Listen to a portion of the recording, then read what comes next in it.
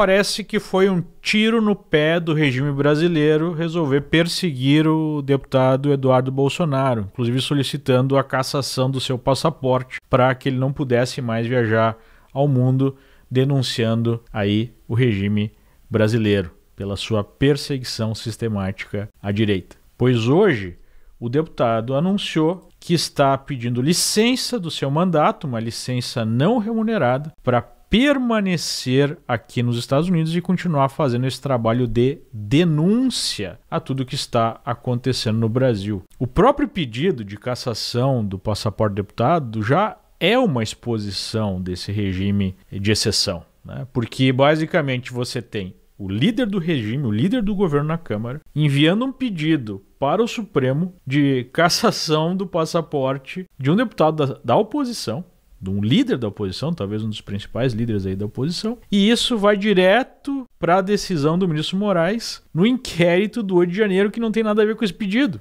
né? Sem passar, então, pelo devido processo legal. Esse pedido não poderia nem mesmo ter sido aceito. E aí, por conta desse temor, né, de ter o seu ir e vir proibido, o deputado agora resolve ficar nos Estados Unidos e anuncia que está colocando como foco do seu trabalho exatamente esse processo de denúncia internacional. Ou seja, a ação do regime foi uma retaliação a algo que faz parte de qualquer democracia, a capacidade de você poder falar e poder denunciar. Não podemos esquecer que na época da Lava Jato, que não tinha nada a ver com liberdade de expressão e liberdade política, mas sim um caso de corrupção, os petistas foram mundo afora denunciando uma perseguição que não existia na época, mas que, enfim, eles não tiveram nenhum problema em fazer esse trabalho, essa denúncia, porque naquele momento o Brasil ainda, né, garantia direitos básicos, direitos humanos básicos aos seus cidadãos, coisa que não acontece mais. O Eduardo tem aqui nos Estados Unidos, apontado a perseguição em massa contra a direita nos últimos anos, com a supressão dos direitos fundamentais, né? Entre eles a livre expressão, a liberdade de associação política, o direito de defesa e o direito ao devido processo legal. Ou seja, nós temos agora um cenário em que o deputado mais votado da história do Brasil, né, em 2018, um líder da oposição, resolve, né, opta fazer um exílio em razão da perseguição política sofrida, o que escancara ainda mais para o mundo o cenário brasileiro. Ele se une ao número crescente de jornalistas, políticos, empresários e ativistas de direita que vêm sendo sistematicamente censurados, com contas bancárias bloqueadas, passaportes cancelados e até mesmo alvos de mandados de prisão. E há quem insista em chamar esse arranjo brasileiro de democracia. Ele participou, o deputado Bolsonaro, há pouco, de um programa na revista Timeline e ele reagiu com muita emoção a uma pergunta feita pelo jornalista Lacombe, que questionava sobre como é que o pai dele havia recebido essa decisão, se havia apoiado ou não essa decisão. Vamos dar uma olhada aí nesse trecho. O senhor chegou a conversar com Jair Bolsonaro sobre essa decisão? Que papel ele teve? Que tipo de conselho? Que tipo de opinião ele tem sobre essa sua decisão? Meu pai, claro que ele queria o filho dele perto dele, cara. É dureza.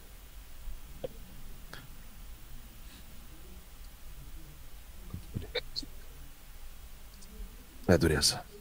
É difícil. A gente está aguardando só o deputado. Claro, a pergunta... A gente entende a situação, é uma situação muito delicada, é uma decisão muito difícil, muito difícil. Tem muita gente aqui no chat dizendo, inclusive, que Jair Bolsonaro deveria dar um jeito de escapar, de fugir. A gente, como disse o deputado, tudo se encaminha para a conclusão desse jogo de cartas marcadas com uma condenação do Jair Bolsonaro num processo absolutamente absurdo.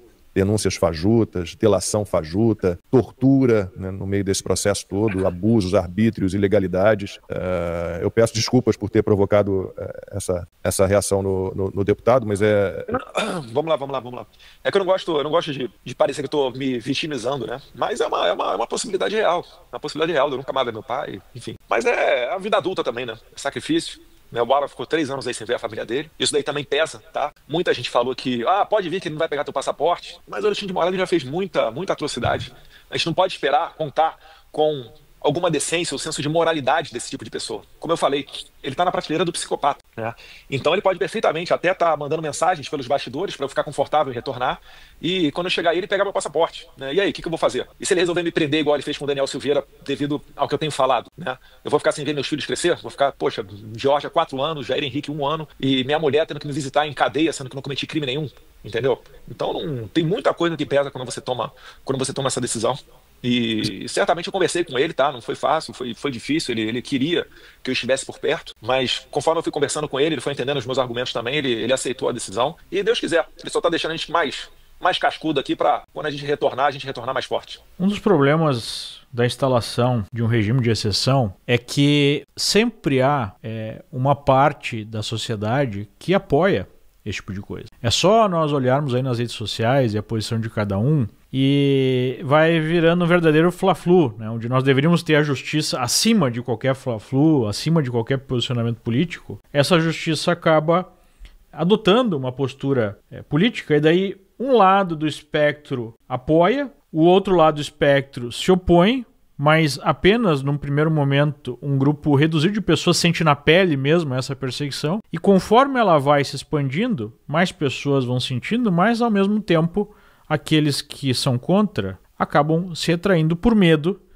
de algum tipo de medida contra si. E a gente vai tendo uma espiral de silêncio em que o apoio daquela parte que identifica uma função política, né, de perseguição à oposição, bate palmas, até que num determinado momento mais pessoas dos dois lados do espectro começam a ser alvo, porque mesmo hoje o pessoal da esquerda acha ótima essa perseguição, eventualmente vai fazer algo que não agrada ao regime, ou que não agrada alguma autoridade, vai ser vítima também, vai perder o direito de expressão e os outros direitos fundamentais, só que quando chega nesse ponto, já é tarde demais, né? Então, especialmente para você que está achando o máximo tudo isso, porque talvez, sei lá, não gosta do ex-presidente, não gosta do próprio Eduardo, não gosta da direita e acha que tem que perseguir mesmo, cuidado, né? Porque se tem uma coisa que a história nos mostrou é que não há ninguém seguro num regime em que o Estado de Direito deixa de existir.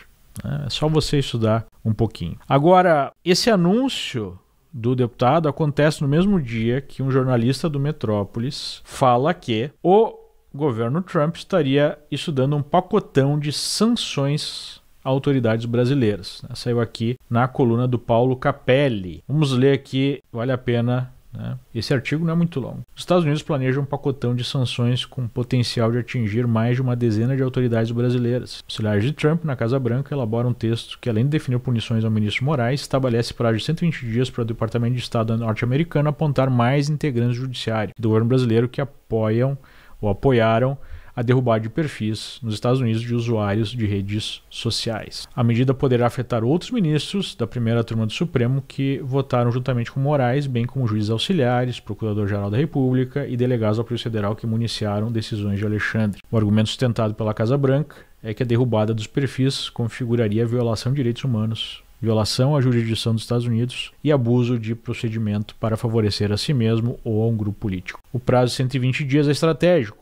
O governo dos Estados Unidos quer analisar a postura de autoridades depois que a sanção Alexandre de Moraes entrar em vigor. A expectativa é que, oficializada, a punição provocará um recuo do Supremo. Ministros da Corte, ouvidos pela coluna, contudo, dizem que a ofensiva norte-americana em nada mudará o rumo de atuação da Corte. Os magistrados argumentam que a derrubada dos perfis foi necessária, pois os limites da liberdade de expressão teriam sido ultrapassados. Bom, me parece que nós estamos num ponto de definição em relação à manutenção desse processo, que para ser mantido deve ser aprofundado, ou seja, as liberdades devem ser ainda mais limitadas, a perseguição deve ser ainda maior, ou se nós podemos ter um recuo, né, na direção de uma certa liberdade mínima, de uma mínima garantia de direitos fundamentais, né? E isso tudo passa pela situação dos perseguidos políticos do 8 de janeiro, do próprio ex-presidente, desse julgamento que se inicia,